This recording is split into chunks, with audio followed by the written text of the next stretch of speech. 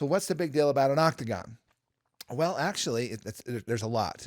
There's actually on the San Diego temple, there's over 10,000 times this motif is emblazoned all over the San Diego temple. And even if you look straight down at the San Diego temple itself, it actually creates one of these configurations. And in fact, the architect, as I understand it, the architect of the San Diego temple was quite enamored with this particular motif. And they said, what does this represent? Is it anything special? And somebody took this to Hugh Nibley, and Hugh Nibley said, yeah, that's the Seal of Melchizedek.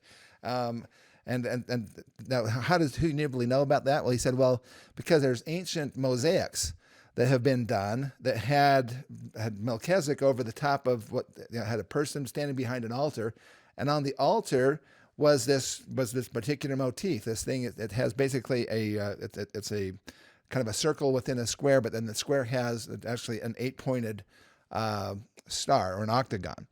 And so it's a really fascinating motif, and that is the perfect geometric configuration between a circle and a square. Well, if you consider the temple here in this image right here, and you take a look at the spire, amazingly, the spire has a base that is a square. Okay, so the square represents what? Represents the earth.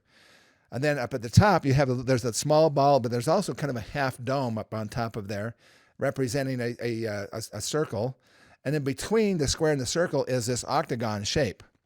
And the octagon shape is interesting because it is what is between the circle, which is representation of God, and the earth, which is representation, the square, which is representation of the earth.